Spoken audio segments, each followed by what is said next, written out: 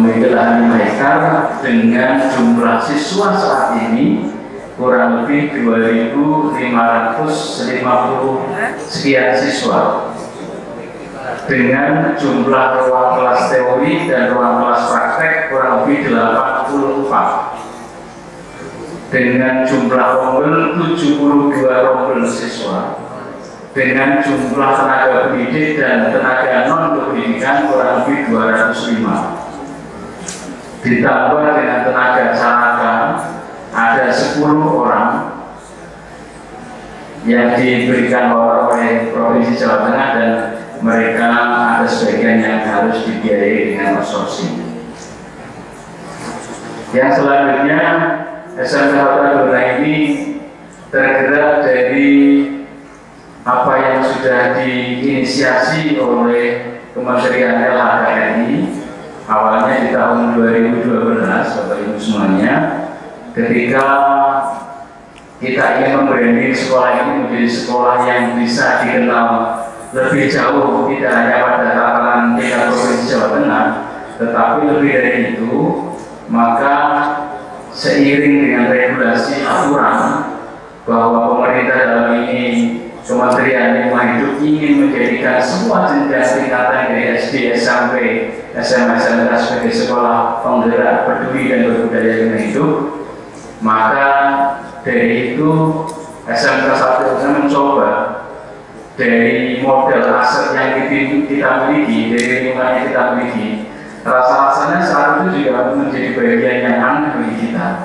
karena SMK sekolah menengah tujuan yang punya basis teknologi dan rekayasa. Saat itu kami berpikir kalau ADIAT itu berarti berkutat hanya masalah menata lingkungan, menata taman, menata pot bunga, mengatur sampah dan seterusnya.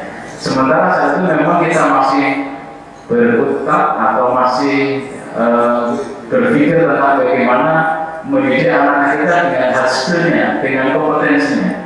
Jadi terlepas dari bayangan kami tentang lingkungan, saat itu kami melihat sesuatu yang aneh. Tetapi ternyata ketika coba kita ikuti di tahun 2012, ternyata kita menjadi pelaksana terbaik di tingkat kabupaten, mengalahkan anak-anak SMA maupun mereka yang cenderung komunitasnya perempuan-perempuan, karena kami adalah laki-laki. Biasanya anak laki-laki dengan anak perempuan itu kulturnya beda. Anak perempuan lebih peduli dan anak laki-laki cuek, apalagi anak SMA. Kemudian beranjak di tahun 2012, kita diminta untuk mengikuti ajaran di atasnya lagi di tingkat provinsi. Saat itu kami juga setengah semangat, setengah juga tidak. Sebenarnya apa sih esensinya ini? Ya kami belum memahami secara menyeluruh. Kemudian kami coba mengikuti, dan seiring waktu berjalan, dokumen dan seterusnya, penilaian dan seterusnya, ternyata di tingkat provinsi menjadi pelaksana terbaik juga, mengalahkan SMA SMK di tingkat provinsi Jawa Tengah. Ini sesuatu yang luar biasa. Kemudian berjalan waktu, kita semakin memahami tentang apa arti gerakan sekolah peduli dan berbudaya lingkungan hidup. Di tahun 2014 bersamaan, kami diminta mewakili Provinsi Jawa Tengah untuk maju di tingkat nasional.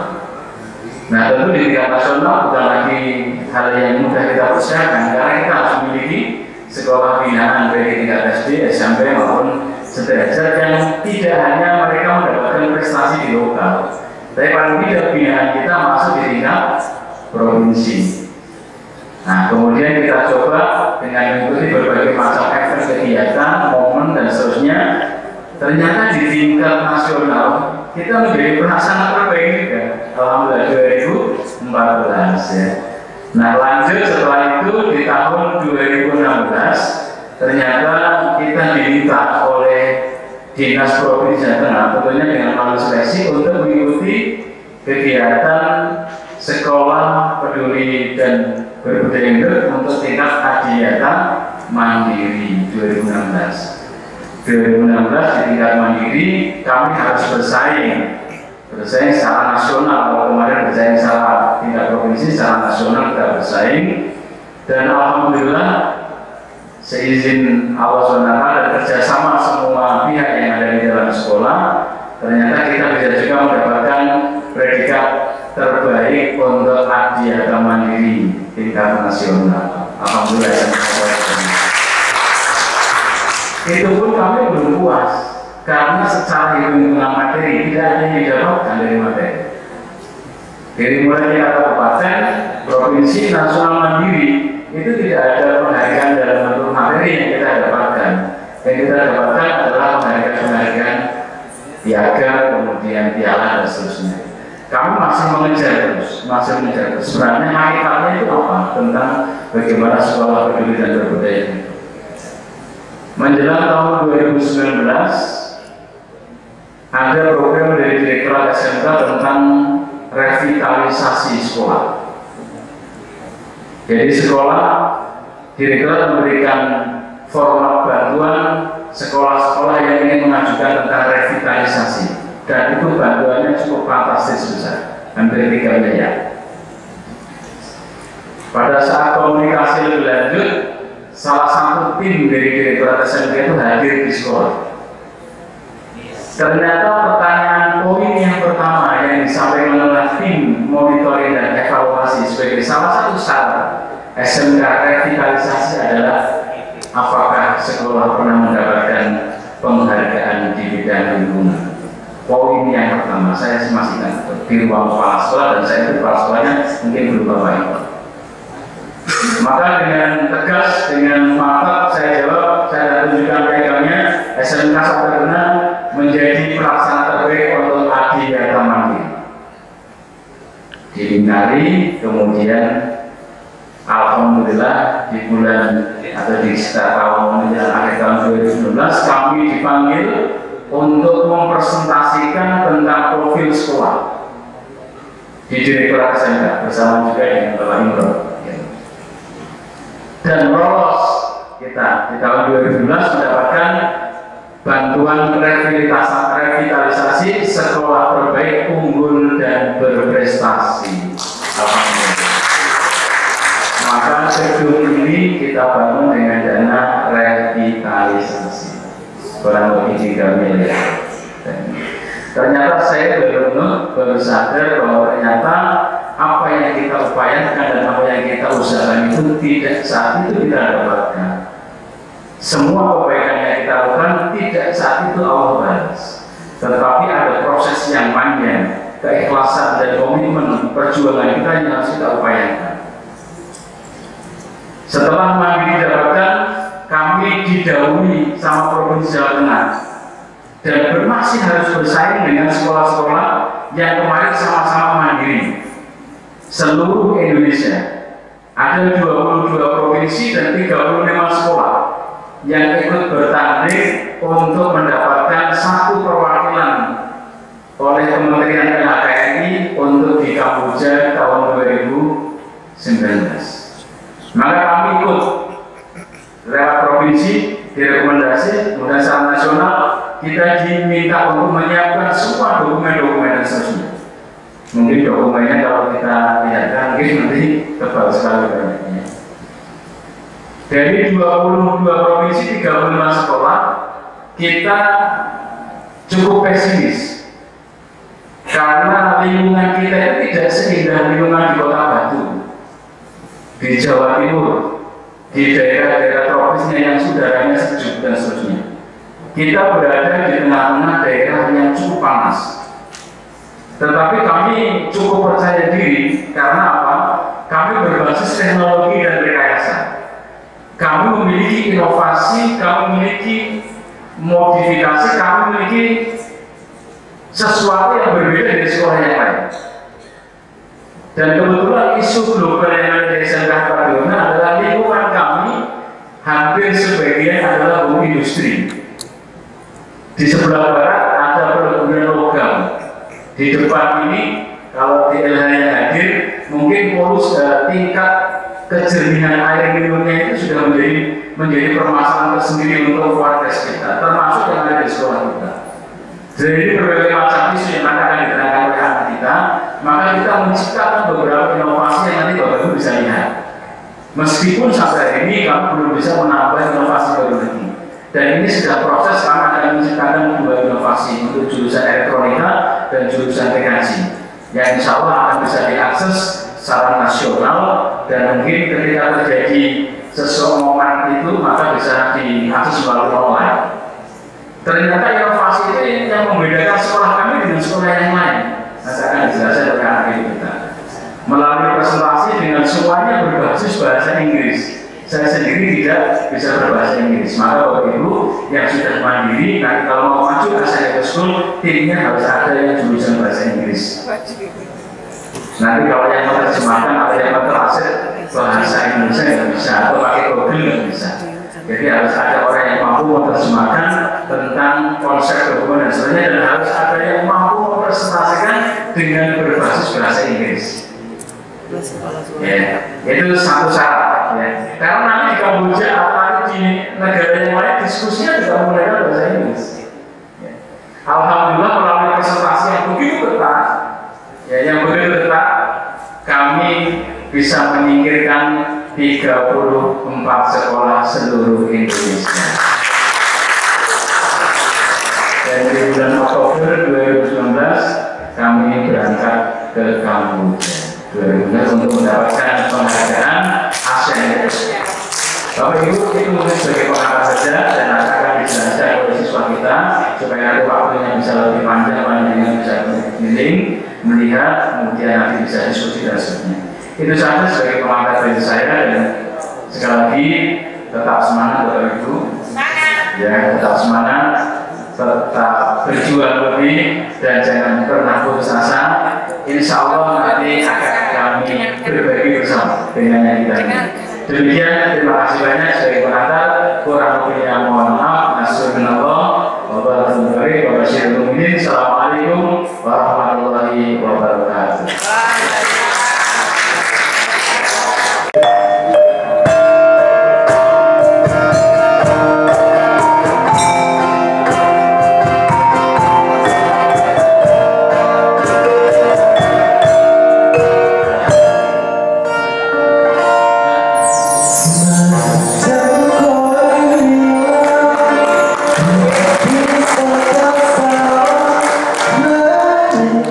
There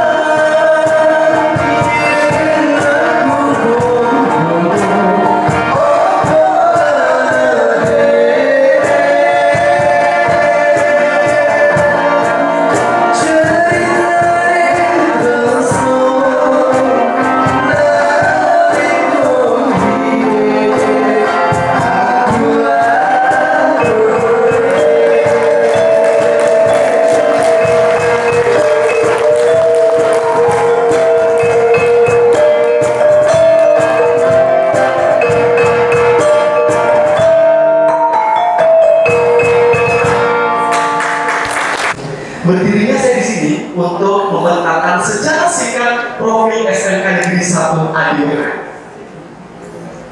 Berbicara mengenai SMK Negeri 1 Adiwena, seperti yang kita ketahui bersama bahwa SMK Negeri 1 Adiwena merupakan sekolah industri teknologi dan informasi yang didirikan pada tanggal 1 April 1978. Dan SMK Negeri 1 Adiwena sendiri memiliki lahan sekitar 47.500 meter persegi dan 30% lahannya itu merupakan lahan hijau. Maka dari itu sekolah telah berkomitmen untuk lebih berfokus terhadap perlindungan dan pengelolaan lingkungan. Seperti kita ketahui bersama bahwa SMK Negeri 1 Adiwena telah menyambut penghargaan ASEAN Eco School pada tahun 2019 di Kamboja. Ini dimulai tak semena-mena. Pada tahun 2012 ini merupakan awal masa di mana pada saat itu SMK Negeri 1 Adiwena tidak adanya peningkatan lebih lanjut, hanya ada peringatan-peringatan saja dan tidak ada pengelolaan yang berlebih. Hingga setahun kemudian pada tahun 2013 SMK Negeri 1 Adiwena sekaligus menyambut penghargaan Adiwata tingkat kabupaten, tingkat provinsi dan tingkat nasional. Selanjutnya pada tahun 2016 SMK Negeri 1 Adiwena menyambut penghargaan Adidata Mandiri dan puncaknya yaitu pada tahun 2019 di mana SMK 1 Adiwena menyambut penghargaan ASEAN Eco School di Kamboja. Hingga sekarang SMK Negeri 1 Adiwena memiliki lingkungan yang bersih, lahan hijau, pengelolaan sampah yang terarah dan lain-lain.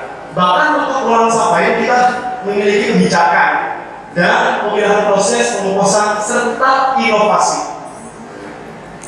Nah, kita terpaut pada program Adiwata Peraturan Menteri. Yang pertama yaitu pada Peraturan Menteri Lingkungan Hidup Nomor 5 Tahun 2013 tentang pedoman pelaksanaan program Adiwata. Yang pertama yaitu kebijakan berbasis lingkungan, pelaksanaan kurikulum berbasis lingkungan, kegiatan berbasis partisipatif serta sarana mendukung ramah lingkungan. Sedangkan pada Peraturan Menteri Lingkungan Hidup dan Kehutanan Nomor E.552 yang pertama yaitu perencanaan pelaksanaan gerakan PBLHS serta melaksanakan pemantauan dan evaluasi pelaksanaan gerakan PBLHS. Maka dari itu kami melakukan IPNLH atau identifikasi potensi masalah lingkungan hidup. Kajian ini dilakukan semena-mena agar kita dapat tahu perkembangan atau isu-isu atau sebuah permasalahan yang ada di sekitar SMK Negeri 1 Adiwena. Kalau dalam ini yaitu sampah, air, polusi, bencana, energi, bahkan untuk makanan dan kantin sekolah kami juga perhatikan. Nah, itu juga perlu dari kerjasama dengan kurikulum, kegiatan pembelajaran lingkungan yang kita integrasi dengan lingkungan dengan harapan pendidikan lingkungan dapat dilakukan untuk merangsang peserta didik untuk dapat menciptakan inovasi atau produk yang nantinya akan berguna bagi masyarakat dan dapat berkontribusi juga bagi masyarakat. Dan isu lingkungan yang telah kami hasilkan antara lain yang pertama yaitu sampah, yang kedua adalah polusi dan bencana, selanjutnya energi, dan yang terakhir adalah makanan dan kantin. Kita lanjut pada sampah. Jika mungkin Bapak Ibu saudara sekalian bisa melihat diagram jumlah warga SMK Negeri 1 Adiwena yang terbanyak yaitu mahasiswa sejumlah 2.572 serta guru 155 dan karyawan 41. Bayangkan betapa banyak sampah yang dihasilkan setiap harinya di SMK Negeri 1 Adiwena. Pada sampah organik, kita terfokus pada produk sampah cair dan kompos. Cair dan kompos padat maksud saya. Dan untuk sampah plastik, kita punya pengendalian dan inovasi. Untuk pengendalian sendiri, kami memiliki kebijakan tumbler atau membawa botol dan tempat makan sendiri ke bawah sekolah. Sedangkan untuk inovasi, kita mempunyai inovasi yang kami namai sebagai ADPOIO. Ini merupakan inovasi alat untuk menghasilkan plastik dari minyak plastik melalui proses destilasi. Dan dalam penerapannya, ADPOIO ini juga sudah dimanfaatkan dan juga diuji coba di laboratorium terpadu Universitas Diponegoro dan juga sudah dimanfaatkan oleh bank sampah di Wonosobo dan oleh tentara 407 Kabupaten Garut. ADPOIO ini juga merupakan minyak atau bahan bakar alternatif. Selanjutnya yaitu pada kebijakan EPS untuk membentuk karakter lingkungan warga sekolah, terutama kami siswa baru yang baru bertransisi dari masa pandemi ke masa yang normal seperti sekarang ini, maka sekolah menerapkan program kebijakan pada setiap harinya, pada setiap pukul 2 sampai dengan setengah 3, peserta didik mendapatkan dispensasi khusus untuk melakukan pengelolaan sampah yang dapat jangka tiket harus ke tempat penampungan sementara di daerah belakang untuk dipilah bersama Bapak Ibu. Tujuan dari kegiatan ini lain dan tak bukan merupakan membentuk karakter pada setiap diri warga SMK Negeri 1 Adimangan. Selain sampah plastik, kita juga berfokus pada sampah kertas. Kami memiliki pengendalian dan inovasi pada hari ini. Untuk pengendalian sendiri, kami memiliki kebijakan paperless, yaitu meminimalisir penggunaan sampah kertas yang berlebih.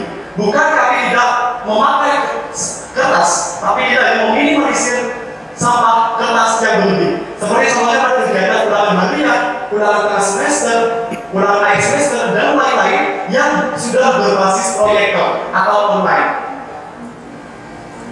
Dan sedangkan untuk inovasinya sendiri, kami memiliki inovasi yang kami namai sebagai suratman. Suratman ini yaitu alat untuk meminimalisir penggunaan kertas berlebihan dalam kesalahan pendidikan yang berbasis web. Dan suratman ini juga sudah diterapkan dimanfaatkan oleh beberapa desa di wilayah Kabupaten Tegal. Selanjutnya kita mempunyai produk yang kami namai Briaso atau berikan libur kertas, sekam, dan oil. Briaso ini juga merupakan bahan bakar alternatif seperti untuk pendakian, bahan bakar pembuatan aspal, dan lain-lain. Dalam penerapannya, Briaso ini maksud saya sudah dimanfaatkan oleh industri rumahan pembuatan tahu di wilayah Adimangan dan juga sudah digunakan untuk bahan bakar pembakaran aspal. Selanjutnya kita fokus pada polusi dan bencana. Kita memiliki inovasi dan pengendalian. Dalam pengendalian ini, kami memiliki kebijakan pemakaian sepeda dan jadwal parkir bebas untuk mengurangi polusi udara di area sekolah. Jika bisa memperhatikan Bapak Ibu di SMK Sabariuka diapit oleh 2 industrialisasi berbagai lokal, baik di depan maupun di belakang. Jadi bayangkan betapa polusi dari kedua industrialisasi tersebut masuk ke dalam area sekolah. Maka dari itu, jika boleh saya menjelaskan tentang jadwal tiket parkir bebas ini, pada hari Senin, Selasa sampai Rabu, itu merupakan jadwal kelas 11 untuk bisa membawa kendaraan bermotor ke dalam area sekolah. Dan sedangkan dari Kamis dan Jumat itu merupakan jadwal kelas 12 untuk bisa membawa kendaraan bermotor ke dalam area sekolah. Hal ini dilakukan untuk menekan angka polusi udara di SMK Negeri 1 Adimangan. Sebagai pendukung kegiatan program tersebut, kami juga memiliki inovasi alat yaitu AQMOS atau Air Quality Monitoring System.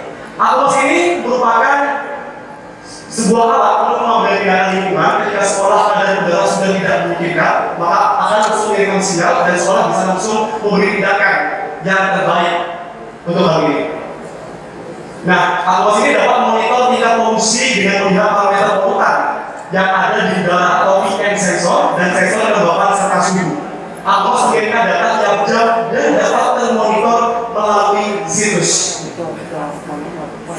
Selain AQMOS, kami juga memiliki inovasi alat yang kami namai sebagai SIBEO atau Sistem Informasi Bencana Otomatis. Bukan hanya namanya saja SIBEO, seperti kita ketahui bersama bahwa SIBEO itu merupakan burung yang berisik. Jadi sistemnya SIBEO ini juga mengirimkan data, mengirimkan notifikasi melalui portal Twitter. Dan kalau sedangkan AQMOS itu untuk polusi dan lain-lain polusi udara, sedangkan SIBEO ini kita fokus pada bencana seperti banjir dan lain-lain. SIBEO merupakan produk inovasi berbasis Internet of Things, di mana alat ini dapat memberi informasi secara real time melalui portal Twitter. Alat ini dapat mendeteksi potensi kebakaran dan potensi bencana banjir melalui sensor ultrasonik, sehingga dapat menginformasikan kepada masyarakat melalui portal media Twitter. Dan yang terbaru, yang tadi sudah dikatakan sebelumnya oleh Bapak Agus Budi, bahwa ada inovasi terbaru kami, yaitu dari jurusan Teknik Elektronika. Melalui pembelajaran inovator muda, siswa-siswi sekolah kejuruan Elektronika memperoleh atau menghasilkan beberapa inovasi. Yang pertama adalah TPO atau alat pengukur tinggi badan otomatis, yang kedua adalah teknik praktis atau alat penyiraman tanaman otomatis, dan yang ketiga adalah praktis otomatis, dan yang terakhir adalah parkot, alat parkir otomatis. Dan parkot sendiri juga untuk menekankan polusi udara, membantu kebijakan sekolah terhadap polusi udara di SMK Negeri 1 Adiuna. Sedangkan untuk makatis dan petatis itu adalah alat penyiraman otomatis dan pakan otomatis, di mana jika bisa kita lihat bersama bahwa di Masjid Nurul Baqi di bawah itu terdapat olah ikan yang luas dalam Tugirati. Ini juga berfokus pada lingkungan. Dan selain itu kami juga berfokus pada energi. Yang paling mencolok atau yang dapat kita lakukan bersama-sama yaitu pada desain arsitektur Masjid Nurul Baqi di bawah. Jika mungkin Bapak, Ibu, dan tadi sudah melihat bersama bangunan Masjid SMK 1 Adiuna, yaitu menggunakan energi listrik dengan memanfaatkan celah bangunan untuk pencahayaan dan desain pola masjid untuk memberikan udara sejuk di dalam masjid tanpa penggunaan AC. Dan yang selanjutnya yaitu makanan dan kafe. Komitmen sekolah untuk mengganti makanan berbungkus plastik dengan bungkus makanan yang lebih ramah lingkungan. Jika boleh saya menginformasikan bahwa kantin SMK Negeri 1 Adiuna itu adalah dikelola oleh siswa. Karena siswa itu memiliki pelajaran kewirausahaan atau PKK yang setiap harinya yang menjaga kantin adalah siswa. Maka dari itu kantin yang mendapatkan jaga giliran itu tidak diperbolehkan membawa berbungkus plastik dan minimalisir menggunakan kertas, seperti menggunakan hasil dari makanan, tabel dan lain-lain. Dan ini juga merupakan sebuah hal yang seperti kalian bersama bahwa geografis Tegal dan kota Malang itu berbeda. Jika di Tegal itu umumnya lebih gersang, lebih panas karena wilayah pesisir dan dekat dengan Pantura, mungkin di Malang mungkin lebih sejuk dan lain-lain. Ini bukan menjadi penghambat SMK 1 Adiuna dalam menegakkan agenda sekolah. Dan melalui proses pembelajaran itulah hingga kami mencapai penghargaan ASEAN Eco School. Dan maka dari itu, terima kasih banyak atas bagian yang telah diberikan. Saya Miguel Fatih, pamit diri. Selamat pagi, selamat beraktivitas, dan sampai jumpa.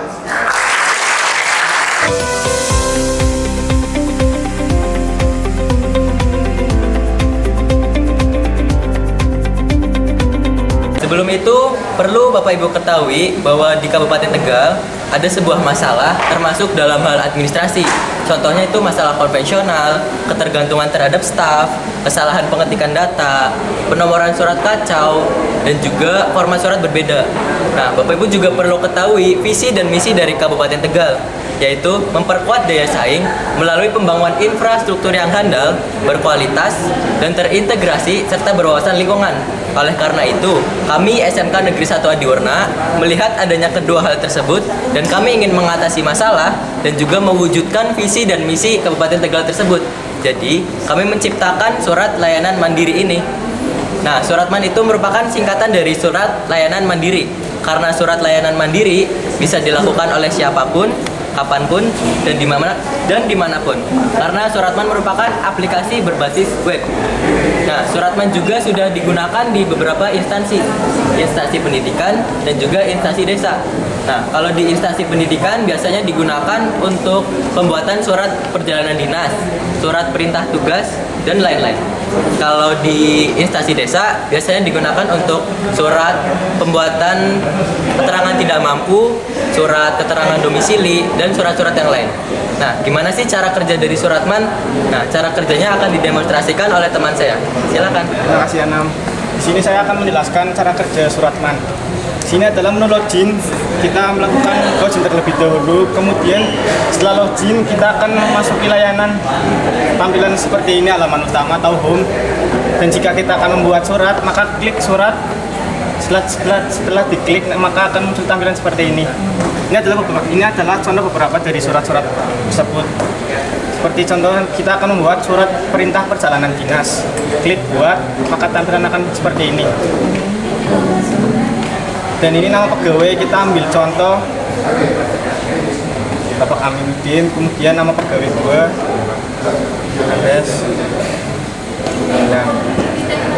dan ini jabatan bisa dipilih. Contoh ini guru dan lama perjalanan dinas itu 3 hari.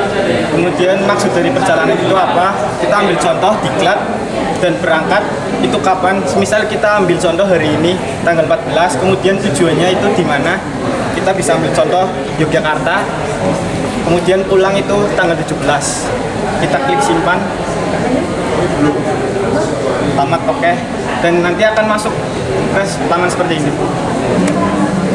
Dan ini akan langsung cetak.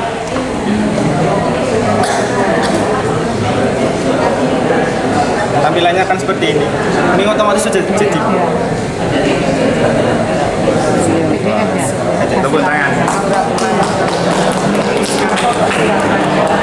Oke, lanjut.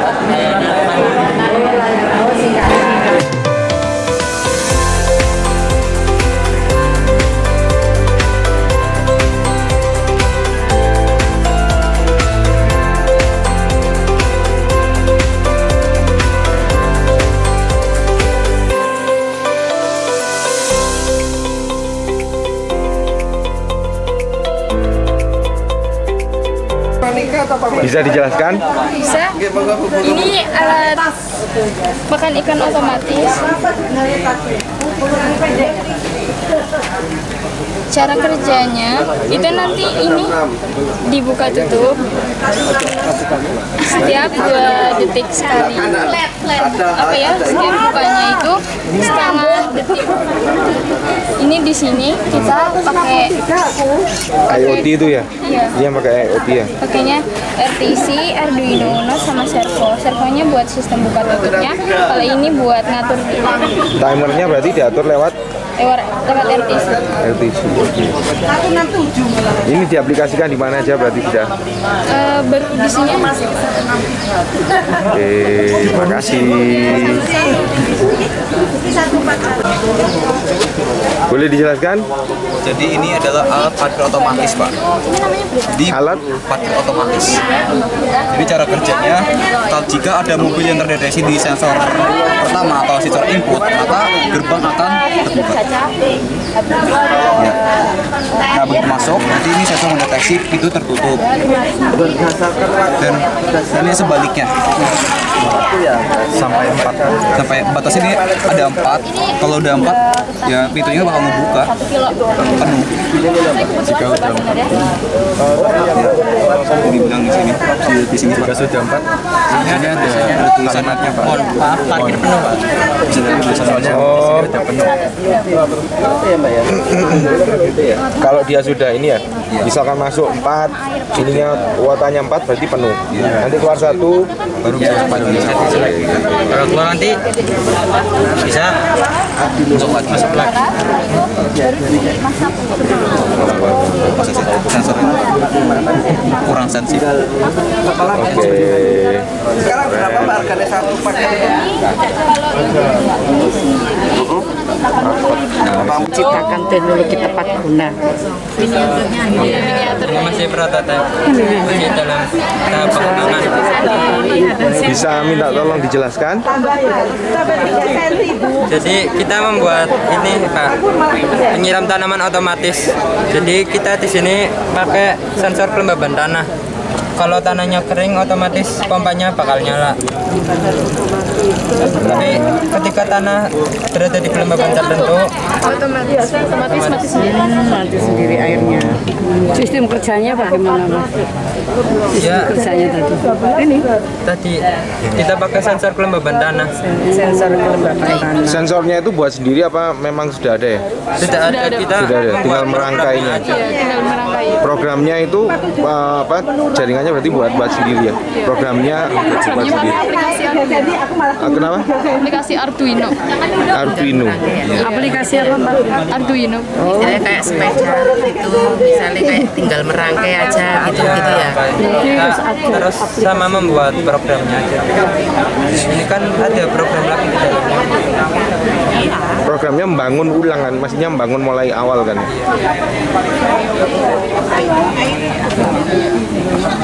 Karena kami lebih ke edukasi dulu. Iya benar Pak. Kami nggak ngincer itu. Edukasi bagaimana? Iya, benar. Kami bisa mengatasi sama plastik di sini. Intinya awalnya seperti itu. Tapi untuk bicara untuk Kuantitasnya belum. jauh itu jauh. Tapi dengan alat ini lumayan bisa Pak, iya, mengurangi mengurangi sampah plastik di sini. Kebijakan itu bisa, misalkan ada kebijakannya masih bocor, terutama pakai plastik, kita bisa akan lihat ini. Nanti ada inovasi-inovasi advance berikutnya. Iya betul Bu. Ya ada di trigger buat anak-anak. Bener. Terus ada briket mengganti ini kita. Betul. Continue berlanjutan adiwiyata kan Bu. Betul. Iya. Monggo Bapak Ibu bisa lanjut. Bisa minta tolong dijelaskan. Jadi kompos ini kan banyak banget pohon-pohon gitu ya Pak. Jadi kita memanfaatkan kayak daun-daunan kering yang jatuh, kita bikin kompos. Kita juga bisa pakai rumput. Oh kanji. Terus pakai empat, air sama gula biar ada komposannya. Terus ini ditaruh di komposter mungkin sekitar 1 minggu. Ditambahkan biar setiap jadi udah kayak gini. ditambahkan sama larutan tadi Yang udah jadi sama air. Per 1 minggunya udah itu. Terima kasih. Kita bisa melanjutkan. Kalau minta ke orang tua kan pungli ya Pak, anak-anak. Iya. Jadi kita setiap hari ada lingkungan, anak contoh hari ikan sedunia, anak bawa ikan. Kita secara massal kita cobakan bersama-sama itu. Biar terkesannya nanti kalau kita minta apa pungli gitu loh Pak. Kalau itu kan emang kita swadaya masyarakat sama anak-anak terus gotong royong. Ya udah kita di sini nanti kita nikmati. Ini yang akumos itu ya Pak? Bukan Pak. Oh, bukan. Kalau yang penilaian itu energi ya Pak. Bidang energi. Jadi bagaimana kita mengurangi penggunaan AC, kemudian desain arsitektur, dikelilingi oleh kolam. Ini satu-satunya masjid mungkin sekolah di Indonesia yang di atasnya kolam ikan Pak.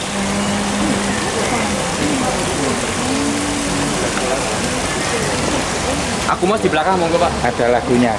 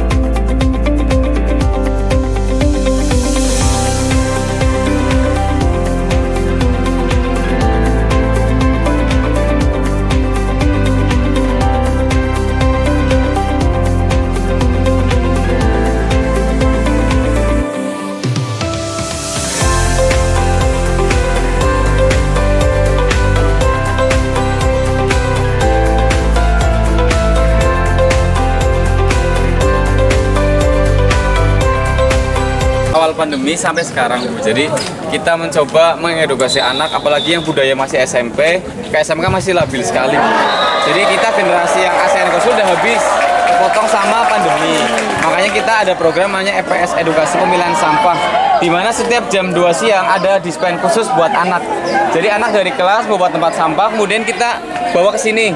Contohnya, anak yang dari SMP kan belum bisa mengikuti lingkungan di sini, kebijakan kita. Anak bisa, yang sampah plastik mana? Wah, yang kaleng mana? Jadi harapannya adalah anak ketika selesai di sini berkegiatan di lingkungan SMK bisa seperti itu Bu. Kalau ada, oh ini plastik berarti non organik, buang gitu loh Bu. Harapannya itu kalau ini lebih ke menumbuhkan karakter peduli terhadap lingkungan. Ini salah satu program. Tapi kalau masalah sampah, jangankan kita ya Bu, pemerintah aja kesusahan. Iya. Bener. Jadi itu paling kekurangan kita mengatasi mengolah sampah bagaimana yang baik. Tapi kita juga berusaha tetap mendukung kebijakan pemerintah. Kita tetap ada upaya. Hari ini harusnya hadir alat dari komunitas penggiat lingkungan di Desa Kalisoka. Mereka melalui dana itu membuat alat untuk pencacah rumput yang nanti akan dijadikan kompos. Dia mau CSR dengan kita, mau memberikan alatnya ke kita, sehingga nanti membantu menangani pembelajaran tentang bagaimana mengolah sampah. Cuman alatnya hari ini belum datang katanya. Cacah rumput aja ya. Gimana Bu? Cacahan sampah organik. Iya. Jadi dia pesan sekitar hampir 35 juta alatnya itu. Kalau cacah plastik belum. Gimana Ibu? Cacah plastik belum ada. pakainya kita limbah itu tadi, yang di ADB oil tadi. Ya, kemudian kalau pemilahan sampahnya plastiknya ya, sementara yang bisa kita lakukan adalah pemilahan dengan tempat yang kita sediakan, kemudian kita bekerja sama dengan komunitas penggiat lingkungan yang ada di sekitar sekolahan. Ya, nanti bisa dimanfaatkan menjadi barang-barang produk sendiri dan seterusnya begitu. Kita rapikan. Kalau yang kita sebatas hanya mungkin tadi yang ada di UL tadi membantu. Kalau udah selesai nanti kena hujan Bu. Tempatnya iya. Kalau ini kan nanti yang betul-betul bisa anak kalau nggak bisa kita olah ada yang kalau DLH ya jadi kalau ya gimana ada tapi hasilnya kalau kita kan udah kalau ada tempat makanan, tukang dan lain-lain anak-anak bedut beler tahu ya Bu? Agak kurang bisa disiplin, kita arahkan langsung buang ke sana. Ini yang urusannya sama DLH yang tidak bisa kita kelola. Ya, kita ada 5 hektar Bu, benar. Wah, sampahnya luar biasa. Tetap harus ada pihak CSR dengan pihak ketiga. Kalau pokoknya setelah dikelola oleh sekolah, sisanya kita ada ruang bank sampah sama greenhouse di belakang Bu. Lumayan jauh kalau kita keliling sana hampir 1 jam lebih. Jadi kita potong alur. Kita juga ada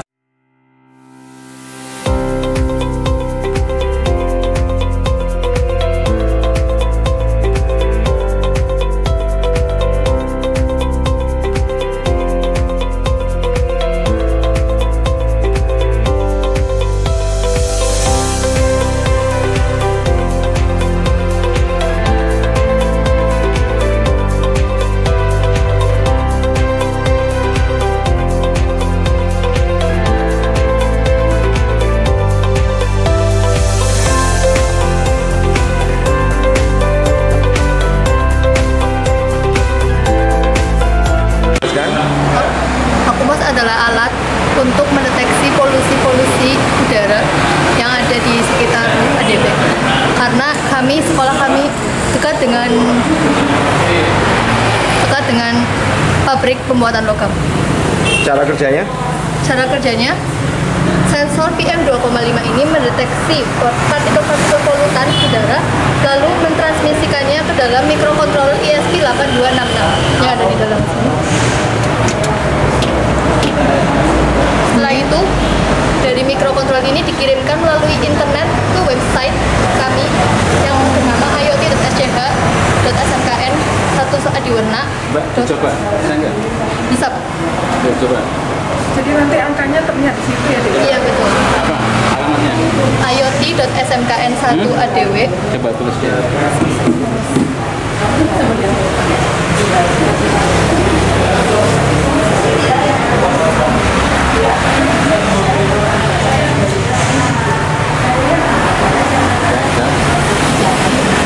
Ini Pak. Ini yang warna oranye yang di sini. Yang biru yang paling atas yang ada di belakang. Yang biru yang di atas berarti last update 14 Juni pukul 11.47, suhunya 32 derajat. Suhunya. Kualitas udara saat ini sedang. Ya. Nah, kalau yang ini posisi di sini. Ya, berarti suhunya 31 derajat di sini nih. Yang kuning ya. Kualitas udara saat ini sedang. Berarti belum baik, sedang. DLH Jateng. Ya. Untuk saat ini offline. Offline ya, offline-nya ya. Iya. Oke. Ya. Jadi yang di sana dengan yang sini kondisi polusi udaranya sedang. Iya. Di sebelah sana itu justru semua depan itu. Kalau kuburan logam, timah, air itu kalau panas mendidih harus diendapkan 30 menit. Kalau nggak kuning semua. Airnya. Ini polusinya berarti sudah baik.